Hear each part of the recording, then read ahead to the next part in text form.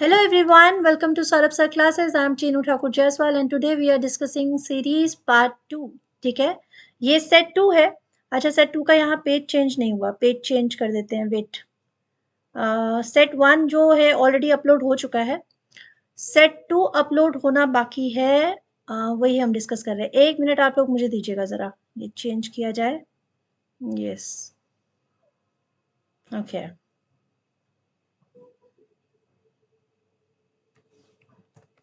ठीक है, चलिए. तो सेट 2 हम लोग कर रहे हैं और सेट 2 में हम लोगों ने फिर से 10 क्वेश्चन करने हैं. सेट 1 में 10 क्वेश्चन हो चुके हैं, तो अगर आप लोगों ने वो अटेंड नहीं किए हैं, वो वाला सीरीज ज़रूर देख लो. ये एग्जामिनेशन जो है 16 एंड 17 मार्च को है and this examination very very important. WPCS examination है फूड SI के लिए, food survey inspector. Okay, so let's start. आज का क्वेश्चन देखते हैं. अच्छा, लैंग्वेज दो यूज होती हैं, इधर बंगाली और English. I am giving this lecture in English and আমি স্টার্ট করেছি বেঙ্গলিতেই স্টার্ট করেছি, বাট কিন্তু কি হয়েছে কি বেশি করে স্টুডেন্ট আছে ইংলিশদের, ঠিক আছে, তো এই জন্য আমি ইংলিশে মিক্স করে একটু এটা সিরিজ চলছে. चलो अभी तो फटाफट से स्टार्ट करते हैं. क्वेश्चन नंबर है आपके सामने 11. ओके, यस, हम लोगों ने 10 तक कंप्लीट किया था. ओके, 10 तक हम लोगों ने कंप्लीट किया था. तो जिन्होंने 10 तक का सीरीज देख लिया है, मुझे अपना मार्क्स ज़रूर लिख देंगे कमेंट सेक्शन में कि कितने आपके मार्क्स आए थे, क्योंकि उससे ये पता चलेगा कि आप लोग पार्टिसिपेट कर रहे हैं कि नहीं पार्टिसिपेट कर रहे हैं. मैं उसी हिसाब से फिर अपने सेशंस को और ज़्यादा थोड़ा सा टफ करने की कोशिश करूंगी ताकि एग्जामिनेशन एकदम बढ़िया चले. ठीक है, चलो. क्वेश्चन है, the chemically inactive gas present in the atmosphere. वो गैस कौन सी है जो केमिकली इनएक्टिव है? ठीक है, एक्टिव नहीं, इनएक्टिव है. Nitrogen, argon, water vapour, oxygen. अब इसमें क्या हुआ है, इसमें मोस्टली स्टूडेंट ने जो आंसर किया है क्या, वाटर वेपर कर दिया है. ठीक है, तो ये गलत हो गया. केमिकल इनएक्टिव गैस बोला गया है, तो water vapour is not a gas. अच्छा, ऑक्सीजन हो नहीं सकता क्योंकि ऑक्सीजन भी यूज होता रहता है और इसका एक्टिवनेस एटमॉस्फेयर में 21% है. अब बात होती है नाइट्रोजन, वो तो बिल्कुल नहीं हो सकता, वो तो बहुत ज्यादा है. तो बचा कौन सा? Argon. So this is the way how to choose your answer. ठीक है, the right answer is argon. और ऑर्गन का क्या है कि, एक मिनट रुकिएगा. यस, आर्गन 0.93% है बस एटमॉस्फेयर में, तो ये उतना बड़ा रेशो नहीं है अर्थ के एटमॉस्फेयर में. इसीलिए आपका आंसर क्या हो जाएगा? आपका आंसर हो जाएगा यस, आर्गन. ठीक है, चलो. नेक्स्ट क्वेश्चन है, the head of the reserve bank of India is designated as the. Reserve bank के हेड, ओहो, रिजर्व बैंक कितना पैसा होता होगा.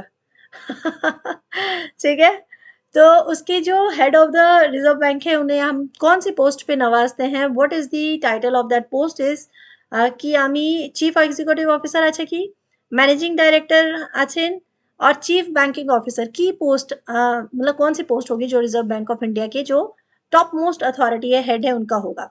So what your answer is? क्या आप लोगों ने लगाया अभी तक? आंसर बताओ, ABCD, कौन सा आंसर लगाया होगा? अच्छा, आज एक लाइव आने की कोशिश करते हैं, ट्राई करते हैं, दो चार ये सेट करते हैं. उसके बाद अगर आप लोगों के कमेंट वगैरह आने लगे तो फिर एक लाइव आते हैं, लाइव करके थोड़ा क्वेश्चन करके देखते हैं कि कितनी आप लोगों की प्रिपरेशन चल रही है. तो इसका राइट आंसर पता है क्या होगा? नन ऑफ द अबव होगा. क्यों होगा नन ऑफ द अबव? क्योंकि इनमें से कोई ऑफिसर हो ही नहीं सकता. हेड जो ऑफिसर होगा वो कौन सा होगा? गवर्नर. ठीक है, governor of India reserve bank, ये है इसकी जो टॉप मोस्ट अथॉरिटी है, उनकी होगी. India started it's 5 year planning with effect from the year. 5 वर्षीय योजना. भारत जब फ्रीडम में आया, मतलब स्वतंत्र हुआ था, व्हेन इंडिया गॉट फ्रीडम इन 1947, तो उसके बाद 1950 में जब कॉन्स्टिट्यूशन स्टार्ट हुआ था, उसके तुरंत बाद से पंचवर्षीय योजना means 5 years planning has been started. तो ये कब से, पहला इफेक्ट कब से आया? 1955, 1951, 60, 65.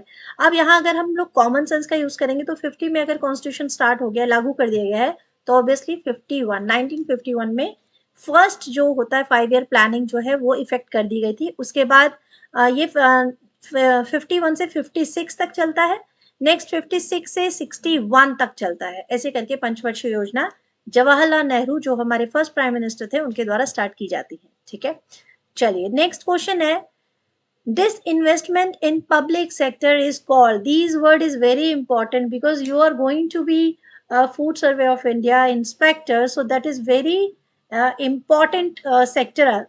डिसइन्वेस्टमेंट इन पब्लिक सेक्टर क्या कहते हैं इसको? लिबरलाइजेशन, लिबरलाइजेशन या लिबरलाइजेशन, ग्लोबलाइजेशन, इंडस्ट्रियलाइजेशन, प्राइवेटाइजेशन। बताइए, प्राइवेटाइजेशन का मतलब क्या होता है? जब किसी भी जो मंत्रालय है, कोई मिनिस्ट्री है, तो जब उसमें हर चीज प्राइवेट तौर पे चल रही, निजी तौर पर चल रही है, तो डिसइन्वेस्टमेंट इन पब्लिक सेक्टर किसे कहेंगे? हम उसे प्राइवेटाइजेशन ही कहेंगे। ओके, क्योंकि यहाँ इन्वेस्टमेंट इन पब्लिक सेक्टर नहीं है, डिसइन्वेस्टमेंट इन पब्लिक सेक्टर है, तो उसको क्या कहा जाएगा? ये एक फ्रेज है जो कि इसके लिए, प्राइवेटाइजेशन के लिए यूज किया गया है। नेक्स्ट क्वेश्चन है, द जजेस of supreme court take an oath before entering upon office conducted by. Easy है, जजेस जो होते हैं सुप्रीम कोर्ट के, वो शपथ ग्रहण करते हैं अपने ऑफिस जाने से पहले, तो वो शपथ जो है conducted by whom? Chief justice of India, president और वाइस प्रेसिडेंट, प्रेसिडेंट और some person appointed by him और हर, और prime minister. So what would be your answer? Just comment section में जरूर आंसर करने की कोशिश कीजिए, जो भी प्रिपेयर कर रहे हैं, ठीक है? बताइए क्या आंसर होगा। अच्छा, यहाँ पर देखिए, एग्जामिनर हमारे कितने स्मार्ट हैं, उन्होंने बड़े स्मार्टली इसमें कंफ्यूजन डाल दिया। कैसे? प्रेसिडेंट और वाइस प्रेसिडेंट, प्रेसिडेंट और some person appointed by him और हर, ठीक है? तो यहाँ पर आप ये समझिए, अगर प्रेसिडेंट उस समय अवेलेबल नहीं होते, कोई भी प्रॉब्लम हो सकता है, कोई इमरजेंसी हो सकता है, तो on the behalf of president there will be always vice president. Okay, so this option is correct. वैसे तो ऑप्शन में सिर्फ प्रेसिडेंट होते तो वो तो बिल्कुल ठीक हो जाता, बट यहाँ पर ये दोनों ऑप्शन दे दिए गए, because the examiner is so smart, he makes us confused. तो ये हो नहीं सकता ना, इतनी जल्दी हम कंफ्यूज कैसे हो सकते हैं? फिर हमारी प्रिपरेशन ही क्या हुई। चलो, नेक्स्ट क्वेश्चन है, the vitamin which is generally excreted by human in urine is, ठीक है? वो विटामिन बताइए जो ज्यादातर जो है एक्सक्रीट होता है ह्यूमन के यूरिन में। Vitamin A, vitamin D, vitamin C, vitamin A and D.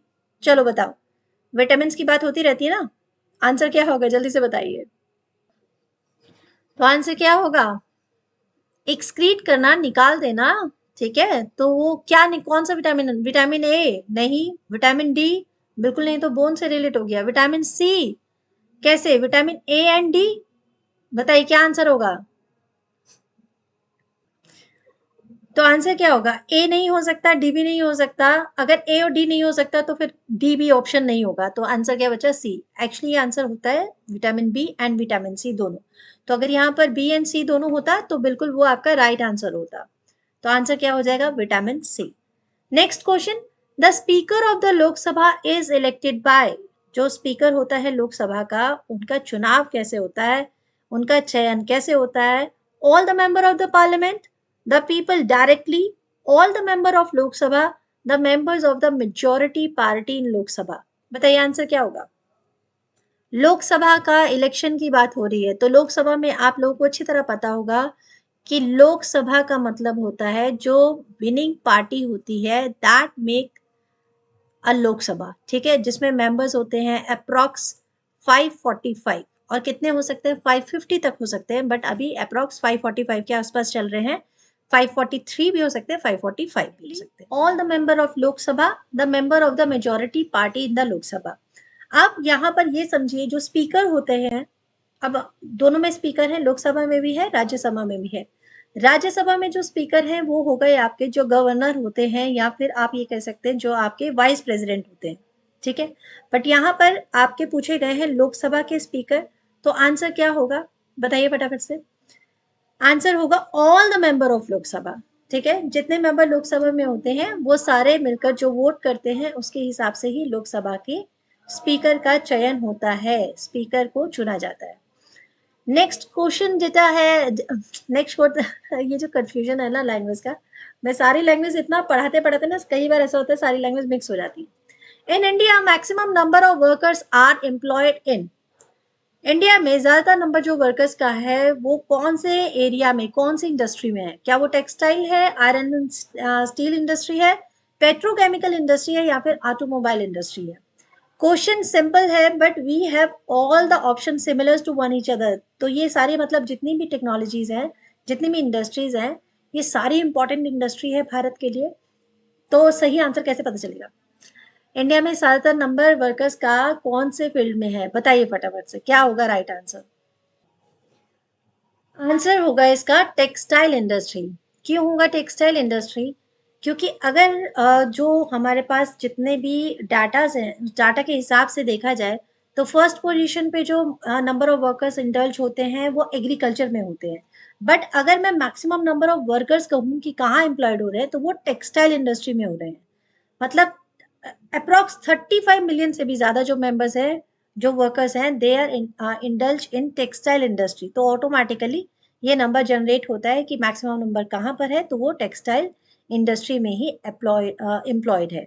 Next question है, the famous painting Satyam Shivam Sundaram was prepared by। एक पेंटिंग है that is very important painting and very famous also, Satyam Shivam Sundaram, which was prepared by Mahendra Nath Singh, Nand Kishore Sharma, Shivanandan Nautiyal या राज कपूर?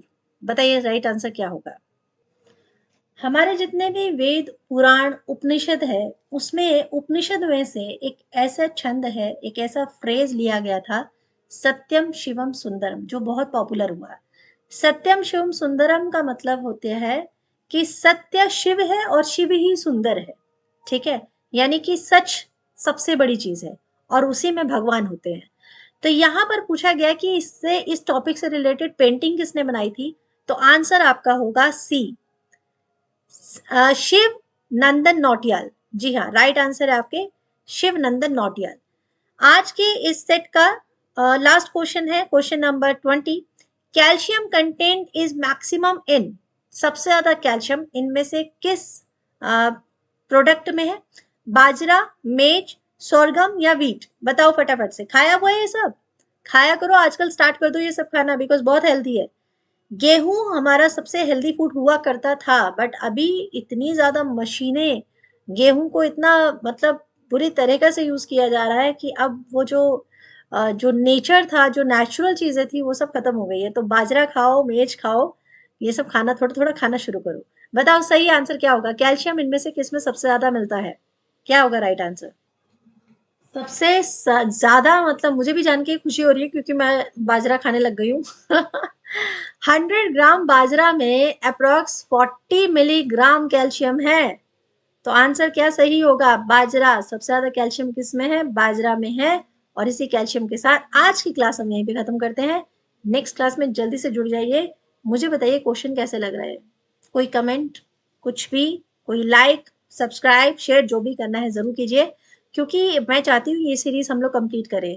ये सिर्फ एक question paper है और ऐसे कम से कम 3 क्वेश्चन पेपर हमें कर लेने चाहिए, ताकि हमारे PYQ जो है वो कंप्लीट हो जाए और उसकी प्रिपरेशन अच्छी हो जाए। Okay, thank you so much guys, will meet soon in our next series, next set 3। So comment, like और share. Thank you so much, bye bye, take care.